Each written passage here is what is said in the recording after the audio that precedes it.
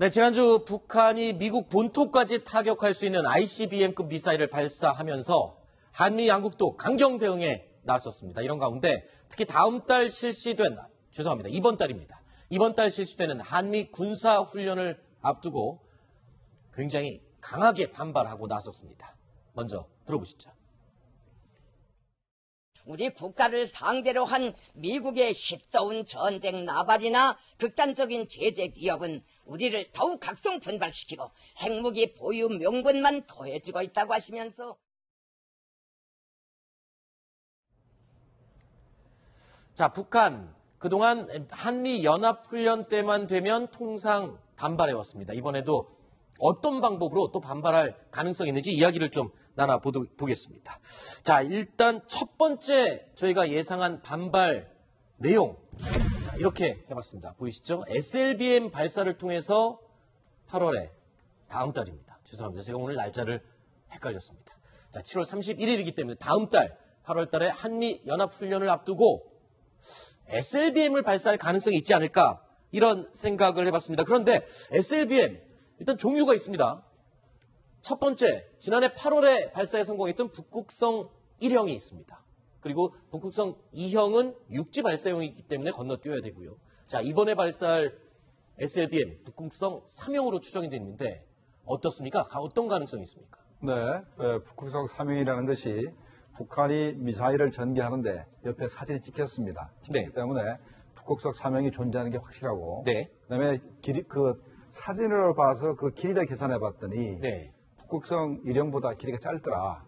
북극성 1형이 8m인데 저게 8m도 안 되고 길이가 짧게 됐기 때문에 혹시나 현재 북한이 운용하고 있는 고래급, 신포에 있는 고래급 2,000톤보다 작은 잠수함에서 쏘기 위해서 이 길이를 짧게 한 거 아닌가 이런 의심을 우리가 하고 있는 겁니다. 자, 그러면 이 얘기를 해보겠습니다. 지난주에 저희가 살펴봤던 내용이기도 한데 원래 북극성 1형 SLBM 잠수함 발사 ICBM의 경우에는 신포급 잠수함 2,000톤급에도 하나밖에 탑재할 수가 없습니다. 그래서 신형 잠수함, 즉 3개까지 탑재할 수 있는 3,000톤급을 건조하고 있는 게 아니냐, 혹은 건조가 완료된 게 아니냐 생각을 했었는데 오히려 거꾸로 미사일의 길이를 짧게 해서 더 낮은 급의 잠수함에서도 쏠 수 있게 했을 가능성이 있다. 이 말씀이신 건가요? 그렇게 이제 우리가 의심하는 거고 현재 신형 잠수함 3,000톤급 잠수함은 신포 조선소에서 현재 만들고 있습니다. 이게 왜 3,000톤이라고 우리가 의심하냐면 직경이 한 10m 정도 되기 때문에 그게 완성되면 한 3,000톤은 될 거다. 그다음에 이제 그러면 미사일은 몇 개나 실을 것인가? 최소한 3개나 실을 것이다. 이렇게 추정했는데 문제는 현재 북극성 3형이 길이가 더 짧았다는 얘기는 2,000톤 이하에서 쏠 수 있게 한 거 아니겠나? 그렇다면은 북한이 현재 로미오급 잠수함을 많이 가지고 있어요. 그렇죠. 그래서 저기 사진은 김정은이가 작년도 6월 달에 저 잠수함을 타고 나타나서 이렇게 자기 담력도 과시하고 사진을 찍은 적이 있었고 그렇게 하고 안에 내부까지 미사일 발사까지 다 보여줬습니다. 그래서 혹시나 저 로미오급 잠수함을 그대로는 안 되고 개조를 해서 저 함교를 구멍을 뚫어서 개조를 해가지고 북극성 3형을 쏠라는 거 아닌가 이렇게 한번 의심을 하고 있습니다. 사실 동해바다에 일주일 동안 이 로미오급 잠수함이 출몰했었다라는 보도가 있으면서 SLBM을 시험 발사할 게 아닐까 이런 의심을 했었습니다. 그랬는데 결국엔 ICBM을 발사를 했고요. 그리고 또 어제 언론 보도에 의하면 서해바다에 또 신원을 알 수 없는 잠수함이 출몰했다라는 게 보도가 됐습니다. 자, 그러면 지금 말씀하신 대로 북극성 3형, 즉 1형보다 좀 더 전장이 짧아진 SLBM을 싣고 쏠 수 있는 잠수함들이 왔다 갔다 돌아다니는 게 아니냐, 이런 지금 추측을 할 수 있는 건가요? 네, 그렇게 할 수가 있는데 이제 문제는 서해바다는 현재 수심이 20-30m밖에 안 되고 해군 깊이가 40m이기 때문에 저렇게 1,000톤 넘는 잠수함이 작전하기 힘들기 때문에 서해안에 있는 신형 잠수함에서는 아마 저 SLBM 쏘기 힘들 것 같고 만약에 제가 아까 의심했듯이 북한이 로미오급 잠수함을 많이 가지고 있습니다. 뭐 나가 빠지긴 했지만 어쨌든 숫자가 상당하기 때문에 저걸 개조해서 만약에 SLBM을 쏠 수 있다 그러면 우리는 굉장히 방어하기가 힘들어집니다. 그 이유는 원래는 2,000톤급 이상의 한 기밖에 실을 수 없는 SLBM인데 만약에 길이를 짧게 해서 그 낮은 급에도 실을 수 있다 그러면 로미오급 잠수함이 북한이 22척이나 보유하고 있으니 어디서 어떻게 발사할지 예측 자체가 불가능한 그런 상태가 된다. 이렇게 말씀하실 수 있고요. 그렇죠. 그다음에 또 추가하자면 북극성 일행이 아까 사거리가 2,500km라고 했지 않습니까? 네.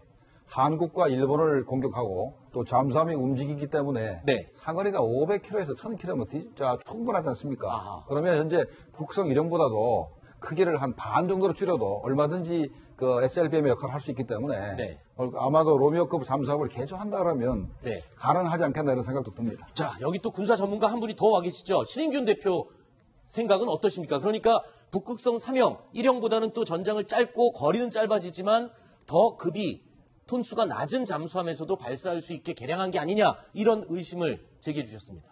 전장이 짧아졌다고 해서 반드시 네. 사정거리까지 짧을 거라고 생각하면 안 됩니다. 네네. 예를 들어서 대포동 2호보다 지금 쏘고 있는 화성 14호가 훨씬 짧아요. 그렇지 네. 훨씬 더 멀리 가죠. 네. 그래서 짧다고 짧게 한다 이건 아니고요. 네. 저는 지금 그 북극성 3형을 만들고 있다면 그것이 신형 3,000톤급 잠수함에 세발 탑재를 한다고 지금 예상하고 있는데 네. 거기에 탑재하기 위해서 지금 동시 개발을 하고 있는 것이다라고 네. 판단하고요. 이제 로미오급 잠수함에다가 이 북극성 3형 또는 이 탄도미사일 SLBM을 탑재를 하려고 해서 저기서 쏜다. 저는 그럴 가능성은 전혀 없다고 생각합니다. 아, 그래요? 왜냐하면, 왜죠? 지금 이제 화면에 네. 그 화면을 한번 비춰주시죠. 화면에 지금 로미오 잠수함이 초록색 저 잠수함이 로미오인데 네. 저 보시면 굉장히 좁습니다. 네. 저기에 탄도미사를 꽂을 수가 없어요. 아하. 그리고 저 함교라고 하는 저곳에 저게 텅텅 비어 있는 것이 아니에요. 꽉 차 있습니다. 뭐가 네. 차 있냐면 잠망경, 뭐 마스트, 온갖 그 기계가 차 있는데 저기다 만약에 탄도미사를 꽂으려면 그것들 다른 데로 옮기든지 해야 네. 되는데 그러려면 선형을 변경시켜야 됩니다. 아하. 거의 다시 재설계를 해야 되죠. 네네. 그냥 없는 데서 저 탄도미사를 꽂기 위해서 뭔가 하나를 새로 만드는 것보다 네. 전혀 이것이 고려가 안 된 것을 새로 개량을 하려면 더 힘든 설계가 재설계가 필요하고 알겠습니다. 밸런스가 맞지 않아요. 그리고 로미오 잠수함은 하루에 2번씩 물 밖으로 나와서 배터리 충전을 해야 되는 그런 아하. 초구형 잠수함인데 네. 저기다가 전략 무기를 싣고 다니면은 나 잡아주세요 하는 것도 똑같습니다. 그렇군요.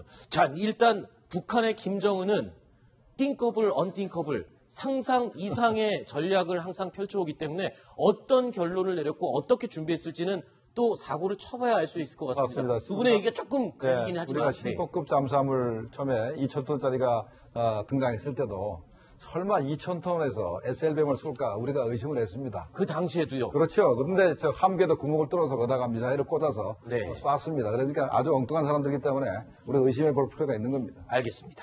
자, 첫 번째 우리가 북한의 도발 가능성 SLBM을 이 동해바다 또는 서해바다 어딘가에서 추가로 발사하지 않을까 이런 의심을 해봤고요. 두 번째 북한이 준비했을 수 있는 또 도발 가능성이죠. 자, 보십시오. 6차 핵실험 가능성을 얘기를 해보겠습니다. 자, 핵탄두를 미사일에 실으려면 일단은 핵탄두 소형화가 필수다. 이렇게 얘기가 나오고 있습니다. 지금 북한이 어느 정도까지 핵탄두를 소형화했다고 확인이 되고 있습니다. 자, 작년도 3월 달에 김정은이가 그 노동신문에서 공개했던 그 축구공같이 생겼던 게 네. 그게 이제 그걸 가지고 여러 가지 이제 설이 있습니다. 최고 크게 본 사람이 7, 80cm 정도 된다고 직경이. 네. 그래서 지금 화면에 나오고 있는 네, 그렇죠. 저거를. 네. 그래서 저게 한 600kg 안 되겠나 이제 주장하는 사람도 있고. 네. 미국의 어떤 전문가는 저게 직경이 한 60cm밖에 안 되고. 네. 중량이 최대 200kg, 최소 200kg까지도 밖에 안 나갈 거다라고 네. 주장을 했기 때문에 만약에 200kg라 그러면 나머지 부분 뭐 전자장치, 배터리, 그다음에 나중에 그 후추진 장치, 그다음에 껍데기, 미사일 표피. 네. 까지 합치면 500kg 이내로 되거든요. 네. 그래서 만약에 저 200kg로 보면은 북한이 현재 500kg 정도 되는 재진입체를 만들 수 있다라고 네. 이제 판단할 수 있는 거고. 네. 만약에 저게 500kg, 600kg 된다면 1톤 이하는 못 만든다고 봐야 됩니다. 네. 그 정도 500kg 핵탄두 정도의 크기면 중량이면 어느 정도의 이 폭발력을 낼 수 있습니까? 지금 이 킬로톤으로 저희가 표시를 해봤는데 6차 핵실험이면 어느 정도의 킬로톤의 위력을 가진 핵실험을 자, 할까요? 우리가 판단하기에 네. 5차 핵실험이 바로 김정은이 가져 나왔던 그 구형. 예, 아까 화면에 잠깐 봤던 그걸 동그란- 폭발시킨 게 저 CKT입니다. 아하. 예. 5차. 핵실험이 바로 그걸로 보기 때문에 네. 6차 핵실험은 저걸 터뜨릴지 아니면 거다가 플루토늄이나 우라늄을 더 집어서 폭발시킬지 그건 알 수가 없어요. 알 수가 네. 없는데 똑같은 크기로 폭발시켜서 의미가 없기 때문에 이번에는 한국과 미국 이 국제사회를 위협하려고 하면 상당히 그 크기가 큰 네. 폭발력이 큰 뭐 적어도 한 100KT 정도는 폭발시켜야 이게 위협이 된다 이렇게 생각이 되거든요. 지금 나와 있는 저 도표는 네. 그동안 미국이 북한의 핵 위협을 억제를 해서 네. 제대로 되게 공개를 하지 않고 네. 이란하고 핵 협상을 하는데 집중하기 위해서 북한의 핵 위협을 능력을 사실은 다운시켜 왔었어요. 네. 그걸 지금 그대로 우리가 알고 있는 것이고. 그럼 실제로는 이거보다 2차 핵 실험이 지금 강력한 3킬로톤으로 돼 있지 않습니까? 네네. 2차 핵 실험의 지진파는 지진파 4.5였어요. 3차 핵 실험의 지진파는 4.9였어요. 네. 그러면 지진파는 0.2가 상승하면 2배로 오릅니다, 에너지가. 네. 그러면은 3차 핵 실험 이 3킬로톤이 맞다면 네. 3차 핵 실험은 12킬로톤이 돼야 되는 거예요. 4배니까. 네. 5차 핵 실험은 5.0이었어요. 그러면은 이대로라면 18킬로톤이 돼야 돼요. 그러면 근데 지금 10킬로톤 돼 미국이 있죠? 발표한 자료보다 훨씬 더 위력이 훨씬 셀 위력이 것이다. 크죠. 근데 2차 핵 실험이 또 3킬로톤이 아니고 네. 4에서 6킬로톤으로 저는 알고 있습니다. 네네. 그렇기 때문에 5차 핵 실험까지 가면 우리 기상청 발표의 지진파인 5.0까지 네. 한다고 해도 한 20킬로톤 이상. 그리고 유럽이나 북미 지진센터의 발표는 5.3이었어요. 거기까지 간다면 거의 60에서 80킬로톤까지 봐줘야 되는 겁니다. 따라서 6차 핵 실험을 하면 100킬로톤 이상은 북한이 터뜨려줘야 네. 새로운 충격을 줄 수가 있죠. 자, 그리고 핵실험을 과연 어떤 방법으로 할지도 우리가 새롭게 한번 추측을 해봤습니다. 오늘 김정곤 교수님께서 예측을 해주신 또 다른 가설인데, 자, 우리가 계속 육지만 바라보고 있었습니다. 육지에서 핵실험을 할 것이다라고 바라봤지만 실제로는 공중에서, 그러니까 ICBM 기술을 이미 확보했기 때문에 대기권 안에 30에서 40 또는 50km 요 정도 높이의 상공에서 의도적으로 폭발을 시켜서 EMP 폭탄 효과를 내는 이런 실험을 해서 전 세계의 위력을 과시할 것이다. 이런 가정이 하나가 있고요. 두 번째 가정이 또 있습니다. 대기권 밖에서 멀리서 우주 공간에서 100킬로톤 이상의 핵탄두를 폭발 시험을 해서 다른 나라들이 어떤 이의를 제기할 수 없도록 이런 우주 공간에서의 핵실험을 할 수 있을 가능성이 있지 않을까. 이 두 가지를 가설을 해봤는데 어떻습니까? 네, 현재 풍계리 핵시험장을 좀 쓰고 있죠. 네. 화강암 안반으로 돼 있고 또 5번을 했기 때문에 벌써 그 안반에서 흐르는 지하수가 오염돼서 네. 그 밑에 그 길주에 사는 분들이 굉장히 그 방사능 피해를 보고 있다는 얘기도 나오고 있는데 만약에 그 지상에서 100킬로톤 이상의 그 핵 폭발을 하게 되면은 아마도 풍계리 핵시험장을 현재 있는 그 경로들을 다 못 쓰고 조금 더 멀리 옮겨야 될 가능성도 있습니다. 그래서 위험성이 있거든요. 100km 이상을 킬로톤 이상 하기가. 그렇다면 북한이 선택할 수 있는 거는 3, 40km 상공에서 핵폭탄을 터뜨리게 되면 이 지상에는 그 방사능 낙진 피해가 크지가 않답니다. 네. 크지가 않고 그다음에 EMP 효과가 있어서 반경 100km 정도, 물론 그 폭발력 따라 다르겠습니다만 대개 한 20KT 정도의 위력의 핵폭탄이 폭발하면은 반경 100km 내 정도의 그 모든 전기 전자제품이 전부 다 마비되거든요. 그런데 이 동해 바다를 잘 보시면은 얼마든지 그 이 200km 직경 200km가 나옵니다. 네. 그래서 북한이 원한다 그러면 동해 상공에서 EMP 탄을 터뜨릴 수가 있는 것이고, 네. 그다음에 저게 아니라면 저게 위험부사가 있으면은 북한이 고각 박사 전문 아닙니까? 네. 그렇다면 한 1000km 이상의 그 고도에서 야간에 100km 이상의 핵폭탄을 터뜨리면은 전 세계가 다 하늘에 버글한 하늘에 폭발력을 눈으로 관찰할 수 있을 것입니다. 네, 신인균 대표님은 또 이 의견에 대해서 어떻게 생각하십니까? 저는 이렇게 될 가능성은 거의 없다. 아, 그래요? 라고 봅니다. 네. 오늘 두 분의 의견이 굉장히 첨예하게 갈리시네요. 네. 만약에 20킬로톤짜리를 공중에서 폭발을 시켜서 EMP 효과를 주려면 200km 이상에서 폭발을 시켜야 되고요. 네. 16킬로톤짜리가 EMP 효과를 극대화하는 데는 157km 상공에서 터뜨리면 됩니다. 네. 그런데 이제 EMP 효과를 주기 위해서 만약에 공중에 터뜨린다. 그러면은 지금 북한이 가지고 있는 한 20킬로톤 이상 가지면 200km 이상에서 터뜨려야 되는데 네. 방사능 낙진이 별로 없다라고 하셨는데 그렇지 않습니다. 네. 방사능 낙진이 지하에서 터뜨렸을 때 별로 없고 네. 또 요격이 되었을 때는 핵 분열과 핵 융합을 하지 않았기 때문에 요격이 되었을 때 방사능 낙진이 없는 것이지 네. 그것이 기폭에 의해서 분열 활동을 했음에도 불구하고 방사능 낙진이 없다. 이거는 아닌 것이죠. 대기권 내기 때문에. 그리고 대기권 밖에 1000km, 3000km에서 만약에 터뜨리게 되면 그건 정말 전 세계를 향한 완벽한 도발이 되죠. 왜? 네. 저 우주에는요, 우리가 상상한 것보다 훨씬 많은 위성들이 지금 각 세계 각국의 위성들이 돌고 있어요. 네. 그 위성을, 불특정 다수 위성을 마비시키면 그것은 그 해당 당사국에 대한 거의 전쟁 선포가 다름없습니다. 네.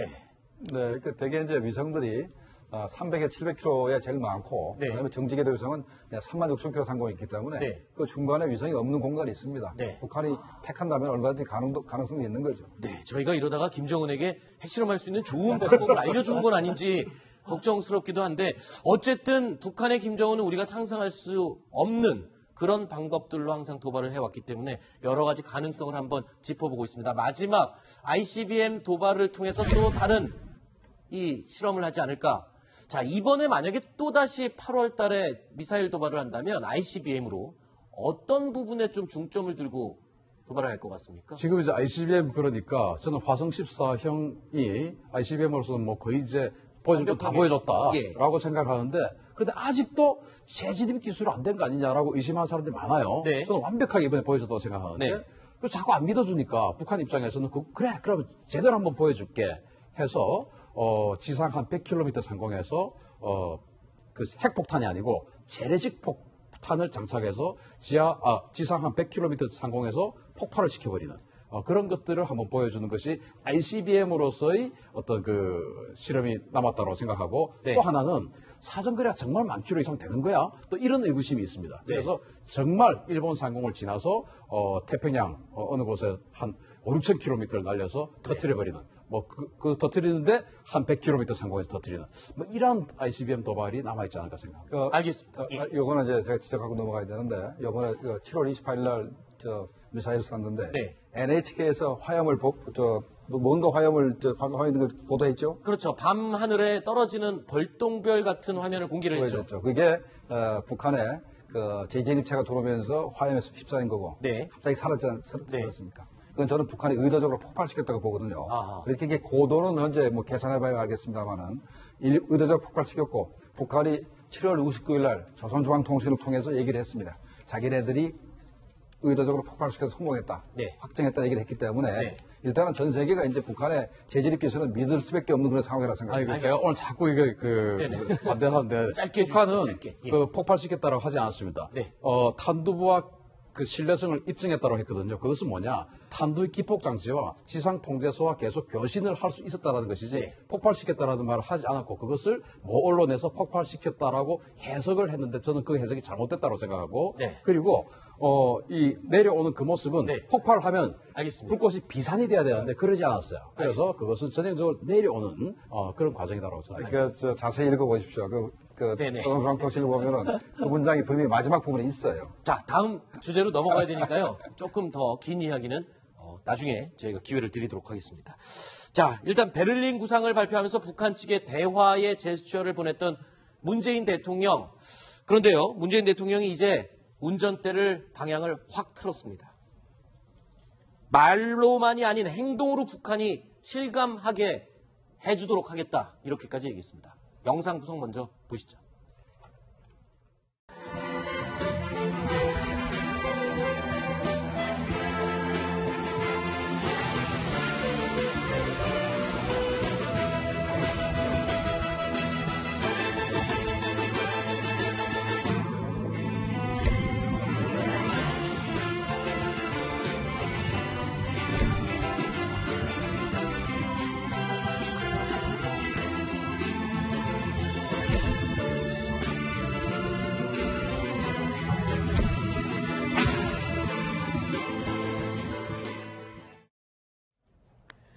자, 지금 이 한미 미사일 지침에 따르던 것을 지난 얼마 전이었습니다. 얼마 전에 탄두 무게를 1톤으로 500kg에서 1톤으로 늘리겠다라고 했었는데 다시 또 2톤으로 또 2배를 또 늘리겠다라고 했습니다. 원래 한미 미사일 지침에 따르는 이 탄도 미사일의 사정 거리와 탄두 무게였습니다. 지금까지는 이 500kg에 한정이 돼 있었는데 이걸 1톤으로 늘리겠다. 그런데 다시 곧장 2톤으로 확대를 하겠다. 이렇게 된 거죠.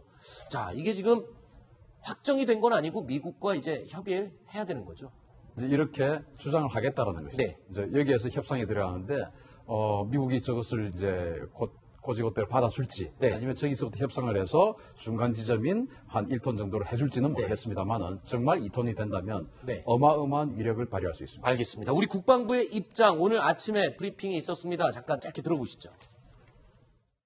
한미 미사일 지침 개정과 관련해서는 다양한 방안을 검토 중에 있습니다. 그러나 아직 협의가 진행되지 않은 사안에 대해 언급하는 것은 적절하지 않다라는 점을 이해해 주시기 바랍니다.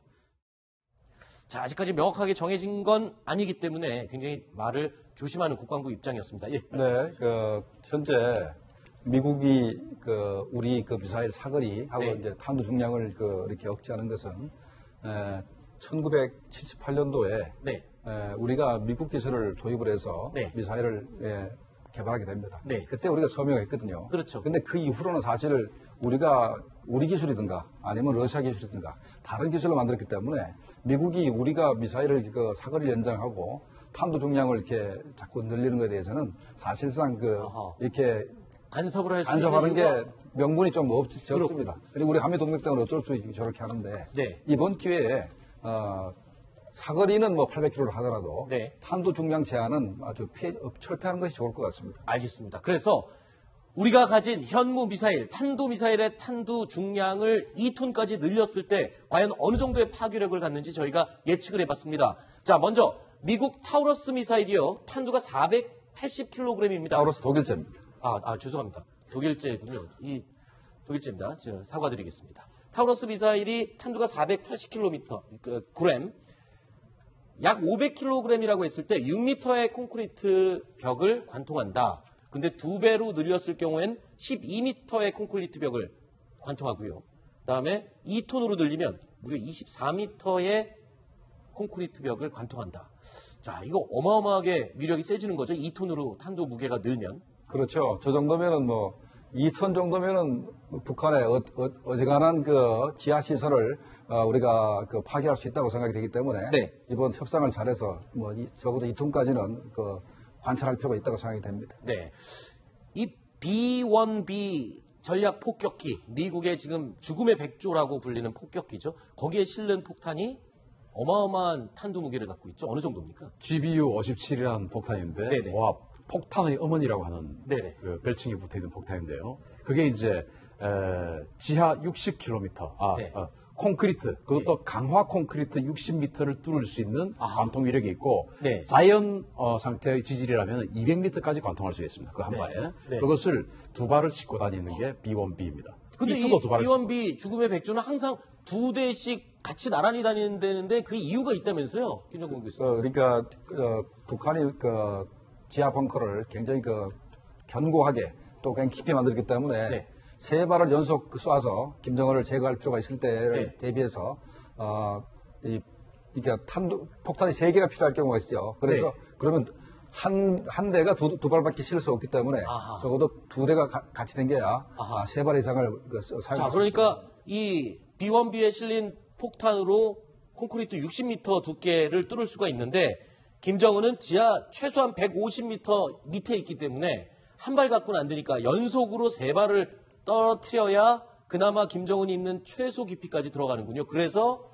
2대씩 같이 다니면서 항상 4발을 가지고 떨어뜨릴 줄. 김정은이가 자기가 200m, 300m에 있다고 지금 결코 안심할 게 아닌 것이 네. 제가 아까 말씀드렸죠. 일반 자연 지질 같으면 네. 200m 이상을 뚫을 수 있다고요. 네. 그럼 강화 콘크리트를 60m를 막 다져가지고 그 밑에 벙커가 있는 건 아니죠. 그렇죠. 예를 들어서 안반이든지 뭐 자연 상태의 땅이든지 뭐 흙이든지 이런 걸 파서 그 밑에 한 200m, 300m 안에 또 다시 콘크리트로 감싼 벙커가 있는 것이거든요. 네. 그래서 저게 150m, 300m인데 이 GBU-57의 폭탄 60m, 강화 콘크리트 60m입니다. 그냥 콘크리트도 아니고 네. 60m 뚫으니까 안 되는 거 아니야? 천만의 말씀입니다. 네. 저게 자연 상태의 지질과 콘크리트가 섞여 있기 때문에 네. 한 발, 두 발로도 충분한 타격을 줄 수가 있고 네. 방금 김정범 교수님 말씀대로 세 발, 네 발이면은 아주 강력한 타격을 줄 수 있습니다. 지금 저 화면에 나오는 저 장면이 바로 벙커버스터가 지하 벙커. 저게 한 2, 30m의 벙커 콘크리트 벽을 뚫을 수 있는 위력의. 저거는 이제 2,000파운드, 즉 1톤짜리, 아. 1톤짜리 그 폭탄이거든요. 그거 가지고 저게 한 12m 이상을 뚫을 수가 있습니다. 우리 공군이 가지고 있는 것이고. 예. 그리고 미국이 지금 또 새로운 그 벙커버스터를 개발했어요. 바로 탄두가 핵입니다. 네. 그래서 뚫고 들어간 탄두가 관통 탄두가 핵이라서 핵으로 터뜨려서 그걸 더 뚫고 들어가기 때문에 지금 300m 이하도 더 뚫을 수 있는 그 탄두를 지금 개발하고 있습니다. 네. 자, 문재인 대통령의 두 번째 지시. 아직 배치하지 않은 사드 발사대를 다 나머지를 배치해라. 이렇게 지시를 했습니다. 자, 한 개 포대가 모두 6개의 발사대로 구성이 되어 있는데 지금 두 기만 발사대 2기만 지금 설치가 된 상태인데 나머지 4기도 다 설치를 해라. 지시를 했습니다. 일단은 국방부가 입장을 발표했는데요. 국방부 입장 오늘 오전 브리핑 내용 들어보시죠.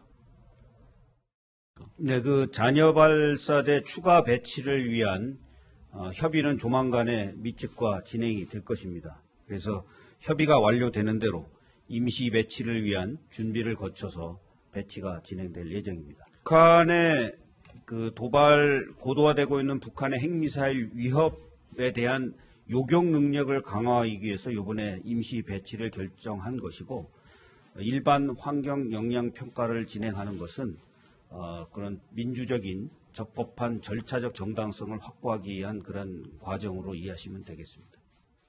자, 일단은 환경 영향 평가는 진행하면서 그와는 별도로 나머지 발사기 4기도 다 배치를 해라. 이런 지시가 있었습니다. 자, 이렇게 되면 완벽하게 사드 한 개 포대가 다 완성이 되는 건데 그러면 북한의 탄도미사일을 방어할 수 있는 충분한 준비가 되는 건가요? 물론 2개 발사대 때보다는 훨씬 나아지긴 했습니다만 네. 이번에 환경 영향 평가 문제가 제기 안 됐었으면은 네.